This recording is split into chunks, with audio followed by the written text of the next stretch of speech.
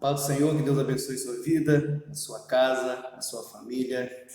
Um privilégio, né? Meu e seu, podemos estar mais uma vez aprendendo um pouco mais da palavra. Eu gostaria que, nesse momento, estar estudando, né, juntamente com você e a ter aquelas pessoas que o vídeo puder chegar, né, alcançar. Vamos expor a carta de Paulo aos Romanos, né? Eu acho que vai ser algo assim maravilhoso, né, para o nosso aprendizado, para o nosso crescimento. O meu nome é Paulo César, né? Eu sou teólogo, né, formado pela Faculdade Batista de Minas Gerais, pós-graduei em Ciência da Religião pela IPEMIC e estou graduando em Pedagogia. E eu convido a você, né, a estar juntamente comigo para juntos, né, podermos aprender mais um pouco da palavra do Senhor. E desde já, né, vamos estar orando, né, para que Deus, para que o Santo Espírito de Deus nos ilumine, para que possamos, né, compreender mais da palavra do Senhor. Vamos orar. Senhor nosso Deus, nosso eterno Pai, te damos graças pela tua palavra. Louvado e agradecido seja o teu nome, meu Deus. Obrigado por esse privilégio de estar estudando a tua palavra, aprendendo mais do que diz respeito ao Senhor. Ó Pai, se queremos conhecer a Deus, precisamos conhecer a Cristo Jesus. E o Evangelho, Deus, ele nos revela Cristo. Ele é o próprio Deus encarnado. Obrigado, Deus, por essa palavra. João 1 diz que o Verbo se fez carne e habitou entre nós. E o Verbo é a própria palavra de Deus. Nós te louvamos nesta noite, ó Deus, neste dia, que o Senhor possa estar nos abençoando, nos fortaleça, para que venhamos compreender mais daquela que seja boa e perfeita e vontade agradável do Senhor. Deus abençoe a cada um de nós neste momento, que possamos compreender mais a palavra do Senhor, que possamos cada dia mais depender dela, que ela seja de fato a nossa regra de fé e prática. Te louvamos nesta noite, ó Deus, te pedimos no nome de Jesus, nós oramos e agradecemos. Amém. Primeira coisa, meus irmãos, né, que nós vamos estar tratando aí, né, o que é o Evangelho, né? Nós vamos estar lendo a carta de Paulo aos Romanos, no capítulo 1, nos versos de 1 a 7, diz assim: Paulo, servo de Jesus Cristo, chamado para apóstolo, separado para o Evangelho de Deus, o qual antes havia prometido pelos seus profetas nas Santas Escrituras, acerca de seu filho que nasceu da descendência de Davi segundo a carne, declarado Filho de Deus em poder, segundo o Espírito de santificação pela ressurreição dos mortos, Jesus Cristo nosso Senhor, pelo qual recebemos a graça e apostolado para a obediência da fé entre todas as gentes pelo seu nome, entre os quais sois também vós chamados para seres de Jesus Cristo, a todos que estáis em Roma, amados de Deus, chamados santos, graças e paz de Deus, nosso Pai, e do nosso Senhor Jesus Cristo. Palavra do Senhor, né, ao meu e ao seu coração. Então, o que é, né, o Evangelho? A carta aos Romanos, ela é para o cristão, para que o cristão compreenda de fato o que é o Evangelho. Ao ler essa carta, iremos compreender que, assim como Paulo fala no verso 16 do capítulo 1, que este Evangelho tem poder para salvar, pois esse Evangelho é o próprio Deus encarnado na pessoa de Jesus. Algo que foi, meus irmãos, prometido na antiga aliança e nos chama para crermos, Paulo nos chama para crermos nele e obedecermos a ele, o Evangelho de Deus. Então, eu gostaria de tratar aí alguns pontos aí, né, desse texto. Primeira coisa aí, né, no verso 1, o Evangelho é de Deus. Então, o que é o Evangelho? O Evangelho é de Deus. O verso 1 vai dizer, né, Paulo, servo de Jesus Cristo, chamado para o apóstolo, separado para o Evangelho de Deus. Então, primeiro ponto, primeira verdade aí desse texto, né, o Evangelho é de Deus, né? No mundo antigo, meus irmãos, quando alguém escrevia uma carta, começava sempre com o próprio nome. Naquela época havia muitos homens chamado Paulo, de modo que Paulo tem de se identificar, dando mais detalhes de quem ele era, mostrando as suas credenciais que lhe dava direito de escrever a eles. Primeira coisa é de quando formos pregar, falar do Evangelho, É preciso, meus irmãos, dizer quem somos, quem nós somos, e Paulo deixa claro que ele é servo de Cristo. Paulo usa o verbo grego aqui, doulos, que quer dizer escravo, que para os romanos esse termo tinha muito significado. Acredita-se que havia em Roma cerca de 60 milhões de escravos em todo o império. Um escravo não era considerado uma pessoa, mas apenas uma propriedade. Então Paulo quer dizer com isso que ele devota sua vida a Cristo. Ele era escravo de Cristo para lhe servir e fazer a sua vontade. Segundo a credencial de Paulo, ele diz que é um apóstolo. O termo significa alguém que foi enviado por alguma autoridade. Um dos requisitos para ser apóstolo da igreja era ter visto Cristo ressurreto. E eu convido você a abrir juntamente comigo 1 Coríntios, no capítulo 9, versos de 1 a 2, primeira carta de Paulo aos Coríntios, no capítulo 9, versos de 1 a 2, diz: Não sou eu o apóstolo? Não sou livre? Não vi eu a Jesus Cristo nosso Senhor? Não sois vós a minha obra no Senhor? Se eu não sou apóstolo para os outros, ao menos eu sou para vós, porque vós sois o selo do meu apostolado no Senhor. Esta é a minha defesa para com os que me condenam. Então Paulo vem fazendo e mostrando a sua credencial, né, de apostolado, né? E ele vai falar, né, no capítulo 15 da primeira carta dele, também à igreja de Corinto, né, que ele foi como um abortivo, né? E ele fala que Cristo apareceu em derradeiro para ele como sendo um abortivo. Paulo viu Cristo quando estava na estrada de Damasco, Atos 9, de 1 a 9. Eu gostaria de ler também esse texto, Atos 9, de 1 a 9. É o momento que Paulo, né, ele se encontra ali na estrada de Damasco com Jesus. Diz, Atos 9, versículo 1, diz assim: E Saulo, respirando ainda ameaças de morte contra os discípulos do Senhor, dirigiu-se ao sumo sacerdote e pediu-lhe cartas para Damasco, para as sinagogas, a fim de que se encontrasse alguns daquela seita, quer homens, quer mulheres, os conduzisse preso a Jerusalém. E indo no caminho, aconteceu que, chegando perto de Damasco, subitamente cercou um resplendor de luz do céu, e caindo em terra ouviu uma voz que lhe dizia: Saulo, Saulo, por que me persegues? E ele disse: Quem é, Senhor? E disse o Senhor: Eu sou Jesus a quem tu persegues. Duro é para ti recalcitrar contra os aguilhões. E ele, tremendo e atônito, disse: Senhor, o que queres que eu faça? E disse-lhe o Senhor: Levanta-te e entra na cidade, e lá te será dito o que te convém fazer. E os varões que iam com ele pararam espantados, ouvindo a voz, mas não vendo ninguém. E Saulo levantou-se da terra e, abrindo os olhos, não via ninguém, e guiando-o pela mão, os conduziram a Damasco. E esteve 3 dias sem ver, e não comeu e não bebeu. Então, né, Paulo, no momento que ele tem essa experiência ali, né, com Jesus, né, na estrada para Damasco, né, a sua vida ela é totalmente mudada. E se nós formos olhar os capítulos seguintes de Atos, ele vai falar que ele teve 3 anos, né, ali na Arábia, e os estudiosos, né, dizem que foi esse momento que Paulo, né, quando ele relata também em sua carta lá, se não me engano, Gálatas, perdão se eu não estiver certo, mas uma de suas cartas ali, né, ele vai relatar que quando ele for, aquilo que ele aprendeu, ele não aprendeu ele não consultou nem carne nem sangue, nem nenhum apóstolo, ninguém, não aprendeu em academia, em lugar nenhum, ele aprendeu, foi do próprio Deus. E estudiosos dizem aí, né, que foi esse momento que ele esteve ali 3 anos na Arábia, foi como se fosse um seminário extensivo, né,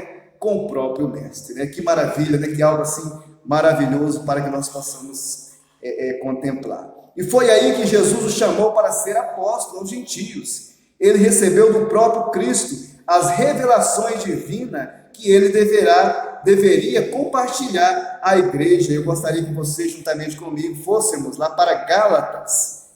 Gálatas, capítulo 1. Gálatas, capítulo 1, versos 12 e 15, diz assim: porque não recebi nem aprendi de homem algum, mas pela revelação de Jesus Cristo. Exatamente aquilo que eu falei, que ele não consultou carne, né? Porque não recebi nem aprendi de homens algum, mas pela revelação de Jesus Cristo. Notem o 15: mas quando aprove a Deus, que desde o ventre da minha mãe me separou e me chamou pela sua graça. E o 16 diz: revelar seu filho em mim, para que pregasse entre os gentios. Eu não consultei nem carne, nem sangue. Então Paulo aprendeu, segundo o que ele escreveu, que inspirado, né, por Deus, pelo próprio Espírito Santo de Deus. Algo assim, né, maravilhoso, para compreendermos a mim, para que nós possamos compreender, né? É algo assim, né, que nos alegra o coração, né, de uma palavra maravilhosa, de alguém, né, que testemunha, né, do Evangelho, que é o próprio Cristo. E Paulo se identifica o tempo inteiro, né, qual que era o seu intuito, né, que ele não queria fazer nada baseado em sabedoria humana, mas baseado na palavra de Deus. Terceira credencial que Paulo dá aí, né, ele é um pregador do Evangelho. Quando era um rabino judeu, Paulo se consagrou-se como fariseu às leis e tradições, mas quando entregou a vida a Cristo, se consagrou ao Evangelho e ao ministério. O Evangelho significa boas novas, e a mensagem de Cristo, a mensagem de que Cristo morreu por nossos pecados, foi sepultado, ressuscitou e agora pode salvar todo aquele que crer nele. 1 Coríntios 15, de 1 a 4, vai relatando, né, qual que é o teor do Evangelho.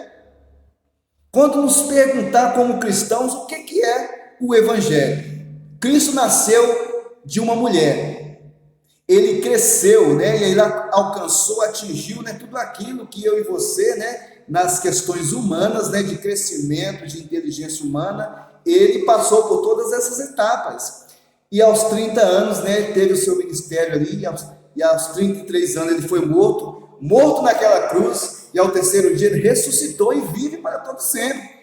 Então esse é, né, a mensagem do Evangelho. Em Romanos 10, 17, Paulo vai dizer que a mensagem do Evangelho é a pregação de paz, pregação de boas novas. Se o Evangelho é boas novas, e as boas novas anuncia Cristo, então o Evangelho é Deus, pois Deus é a sua origem, não foi inventado pelo homem, é o próprio Deus. E o Verbo se fez carne, e o Verbo era Deus, o Verbo estava com Deus. Né, o verbo, logos, do grego, palavra, né? Então o verbo se fez carne e habitou entre nós, e o verbo era Deus, e o verbo estava com Deus. É o Evangelho de Cristo, pois o centro é Cristo, o Salvador. Paulo também, em Romanos 1,9, chama de o Evangelho de seu Filho, o que mostra que Jesus Cristo é Deus. Em Romanos 16, 25 a 26, Paulo chama de meu Evangelho. Com isso se refere à ênfase especial que ele dava em seu ministério, à doutrina da igreja e ao lugar dos gentios no plano de Deus. Portanto, ao cremos no Evangelho, cremos em Deus, pois o Evangelho é o próprio Deus. Martinho Lutero falava, né? Aliás, Martinho Lutero, ao ler o Evangelho de Romanos, né? Na Reforma Protestante, né, que ele se protesta, né, contra tudo aquilo que estava sendo pregado errado pela igreja, né? Ao ler Romanos, né, que a justificação era pela fé somente, né? Aí ele escreve 5 solas, né? Aí e prega lá as 95 teses também na igreja de Wittenberg, ali na Alemanha, né? Quando se levanta tudo isso, como foi que isso ele foi tocado pelo Espírito Santo ao ler a carta de Paulo aos Romanos, que deixa bastante claro, né, que a salvação é pela fé somente, né? Não tinha nada que nós possamos fazer, né? Nada que nós venhamos a fazer, né, que vai nos salvar, mas sim é pela fé, é graça, é dom de Deus, assim como ele escreve lá em Efésios 2:8, né? A salvação é pela graça, isso não vem de vós, é dom de Deus, não vem pelas obras para que ninguém se glorie. Segundo ponto, meus irmãos, segunda verdade que eu gostaria que você atentasse juntamente comigo, está no verso 2. O Evangelho é uma promessa antiga de Deus. Perdão. Então é aquilo que Deus havia prometido, né? Antes da fundação do mundo, Deus havia prometido, né, o Evangelho, que é o próprio Jesus. E o verso 2 diz: o qual antes havia prometido pelos seus profetas nas santas escrituras. Então esse Evangelho, né, já vem falado ali pelos profetas, né? Já era promessa do Senhor, né? Que Cristo viria, né? E o Evangelho, ele revela quem? Revela o próprio Jesus Cristo, que é Deus, né, encarnado. Paulo diz que o Evangelho é uma promessa da antiga aliança, que a mensagem do Evangelho não é nova, pelo contrário, todo o Antigo Testamento aponta para o Evangelho, ou seja, para Cristo. Gênesis 3,15, né, tem essa verdade, né, ali, né, relata, né, o Evangelho, em Gênesis 3,15, logo depois da queda do homem, né, ali é relatado claramente. O profeta messiânico pregou o Evangelho em várias passagens, Isaías 1,18, capítulo 53 e 55. A salvação que temos hoje, ela foi prometida pelos profetas, mesmo que estes não compreendessem plenamente tudo o que pregavam e escreviam. Eu gostaria que você lesse comigo 1 Pedro, capítulo 1, versos 10, 2.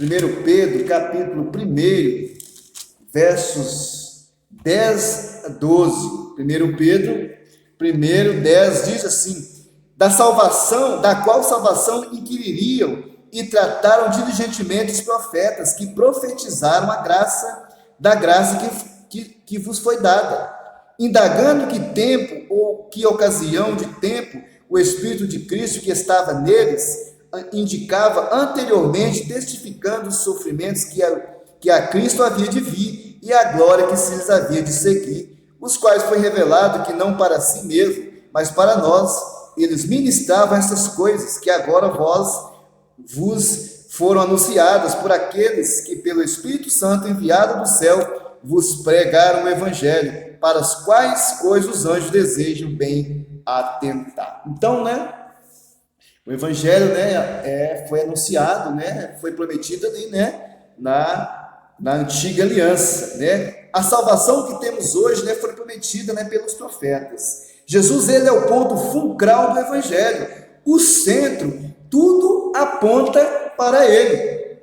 Então ele é o centro de todas as coisas, né? Ele é o ponto fulcral, tudo se converge em direção do Senhor Jesus. Terceira verdade, o Evangelho é uma pessoa. Notem comigo o verso 3, acerca de seu filho, que nasceu da descendência de Davi, segundo a carne.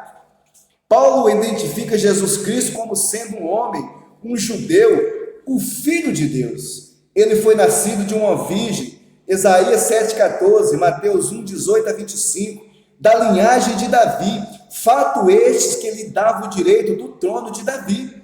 Morreu pelos pecados do mundo e foi ressuscitado dentre os mortos. E esse acontecimento maravilhoso da morte vicária, ou seja, ele nos substituiu, e da ressurreição vitoriosa que constitui o Evangelho.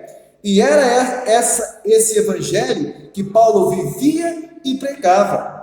Jesus Cristo, nosso Senhor, o Salvador encarnado, João 1:1. E Rei prometido, que liga os súditos a si mesmo e uns aos outros. Por isso, meus irmãos, quando formos anunciar o Evangelho, não estamos anunciando uma pessoa, nós estamos anunciando uma pessoa, Cristo Jesus. Quando você for, né, falar assim, eu quero anunciar para você o Evangelho, e a mensagem do Evangelho, o conteúdo do Evangelho aponta para Cristo Jesus, nosso Senhor e nosso Salvador. Quarto ponto está aí no verso 5, o Evangelho deve ser obedecido e crido por todos. Devemos obedecê-lo e crer nele, né? Então o verso 5 diz, pelo qual recebemos a graça e o apostolado para a obediência da fé entre todas as gentes pelo seu nome. Certamente, meus irmãos, havia várias congregações de cristãos em Roma, não apenas uma igreja, pois Paulo, em Romanos 16, saúda vários grupos que se reuniam nas casas. Romanos 16, 5, 10, 11 a 14. Nós não podemos dizer com certeza como essas igrejas começaram, mas é bem possível que os cristãos de Roma, presentes em Pentecostes, tenham fundado essas congregações quando eles retornaram para os seus lares. Atos 2:10. Pedro ou outro apóstolo com certeza não foi o fundador dessas igrejas. Se assim fosse, Paulo não ia pregar lá, pois ele só pregava onde nenhum apóstolo tinha trabalhado, ou seja, pregava o evangelho. Romanos 15, 20 a 21. Eu gostaria de ler esse texto, Romanos 15, versículo 20, diz: mas agora Cristo ressuscitou dos mortos. Perdão, Romanos 15, Romanos 15, 20. Romanos 15, 20 a 21, e diz: e dessa maneira me esforcei para anunciar o evangelho, não onde Cristo houvera sido nomeado, para não edificar sobre fundamento alheio. Como está escrito: aqueles a quem não foi anunciado verão, e os que não ouviram o entenderão. Então Paulo, com certeza, não foi nenhum dos apóstolos ali, que fundou a igreja em Roma, Ele estava escrevendo ali, o desejo de Paulo, ao mandar essa carta, preparar o terreno ali, dos irmãos da igreja de Roma, que o seu desejo, era ir até a Espanha para pregar o evangelho. Então ele escreve para a igreja de Roma, para que a igreja de Roma o mandasse para a Espanha como missionário, E a quinta verdade desse texto, meus irmãos, está aí no verso 6 e 7. É pelo evangelho que Deus nos chama. Somente através do evangelho.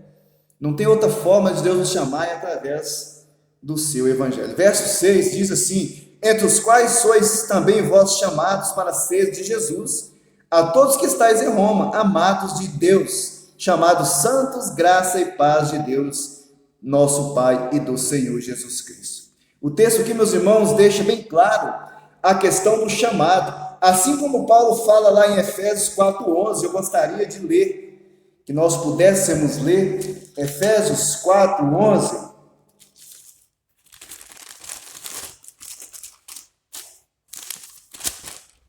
Paulo diz: e ele mesmo deu uns para apóstolos, e outros para profetas, e outros para evangelistas, e outros para pastores e doutores. Então o chamado, ele é exclusivo, de Deus, e ele o faz através do evangelho. Paulo foi chamado para ser apóstolo. Os cristãos não foram chamados para ser de Jesus Cristo, também foram chamados para ser santos. Não serão algum dia, já o são no presente. Um santo é separado. Quem crê em Jesus Cristo é separado para Deus. É algo para o que Deus nos chama em sua graça. Eu gostaria que você lesse juntamente comigo 2 Tessalonicenses, capítulo 2, 13.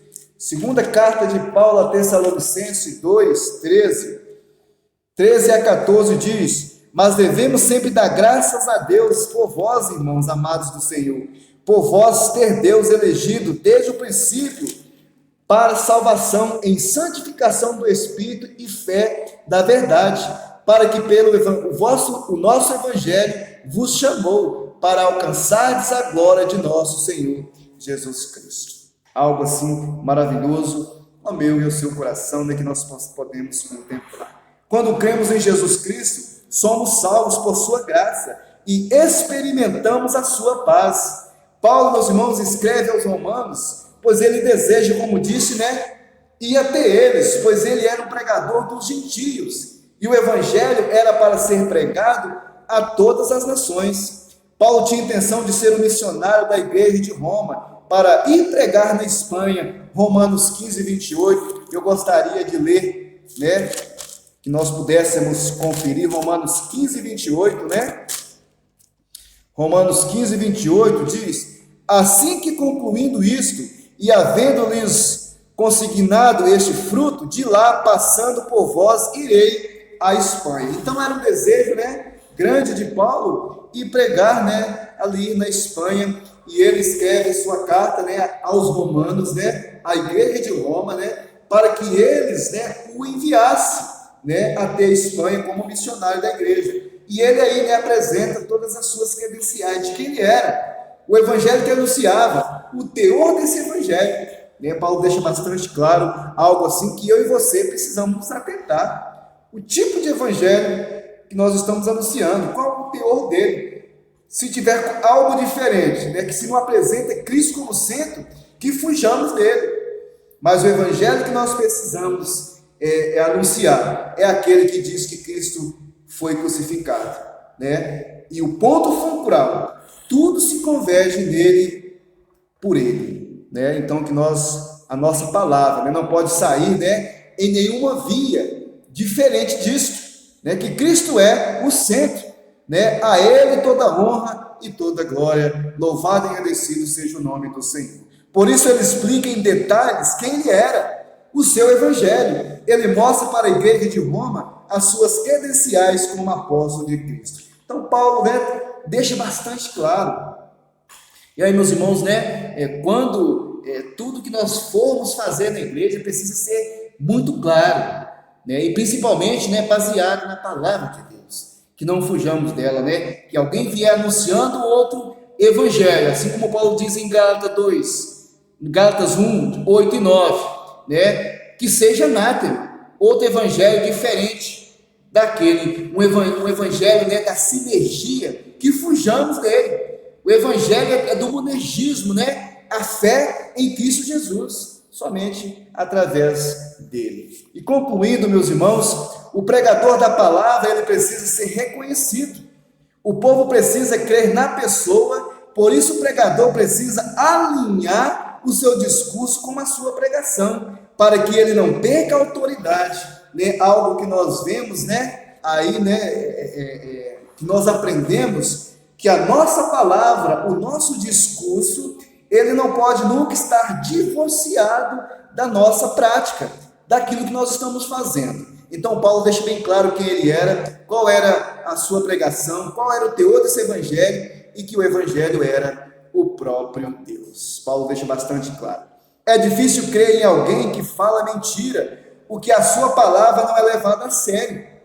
A grande lição que Paulo nos dá aqui é que o pregador, ao pregar o evangelho, ele não pode mudar nada dele, fazer emendas. O povo sabe do verdadeiro evangelho, que é Cristo, embora nem todos reconhecem e se curva a ele, mas o pregador não pode mudá-lo sob nenhuma circunstância. E muito mais do que isso, o pregador precisa cuidar do seu testemunho. Eu gostaria que você fosse juntamente comigo lá para a segunda carta de Paulo a Timóteo. Segunda carta de Paulo a Timóteo, no capítulo 2, versos 14, diz assim: traz essas coisas à memória, ordenando-lhes diante do Senhor que não tenham contendas de palavras, que para nada aproveitam, que são para a perversão dos ouvintes. Procura apresentar-te a Deus aprovado como obreiro que não tem de se vergonhar, que maneja bem a palavra da verdade. Mas evita falatórios profanos, porque conduzirão maior impiedade, e a palavra desses roerá como granguena, entre os quais são Emineu e Fileto, os quais se desviaram da verdade, dizendo que a ressurreição era já feita, e perverteram a fé de alguns. Todavia o fundamento de Deus fica firme, tendo este selo: o Senhor conhece os que são seus, e qualquer que profere o nome de Cristo aparte-se da iniquidade. Então a verdade precisa brotar no lábio do pregador. Que Deus aumente, meus irmãos, a nossa fé nele, amém? E aí o meu convite é para que você fique ligado aí, né? Se inscreva aí no canal, né? Para que possamos juntos, né, dar continuidade, né, no estudo dessa carta de Paulo aos Romanos, que é maravilhosa. Se você compreender de fato a carta de Paulo aos Romanos, você compreenderá todo o Novo Testamento, compreenderá toda a Bíblia, né? Como ela trabalha, né? Tudo aquilo que ela vem dizendo, né? O Antigo Testamento, né? Ele é sombra do Novo. O Novo coloca luz sobre aquilo que muitas vezes nós não compreendemos no Antigo Testamento. né? Mas é revelado aqui através de uma pessoa. Hebreus 1:1, né? Tendo Deus outrora falado muitas vezes de muitas maneiras aos nossos pais, falou pelos profetas. Hoje a palavra, meus irmãos, ela só virá a mim e a você através de uma pessoa que é Cristo Jesus, o Evangelho encarnado. Deus abençoe sua vida e nos encontraremos, né, numa próxima oportunidade. Vamos estudar, né, dar continuidade aí, né, no versos 8 em diante do capítulo 1 de Romanos. Vamos orar? Senhor nosso Deus e nosso eterno Pai, te damos graças pela tua palavra. Obrigado, Deus, por esse privilégio. Obrigado, Pai, por cada um, Pai, que vai ouvir essa mensagem, que possa haver transformação nos corações. Nós te louvamos nesta noite, no nome santo de Jesus, nós oramos e agradecemos. Amém. Deus abençoe você, sua vida, sua família, todo o seu coração. Amém? Deus abençoe.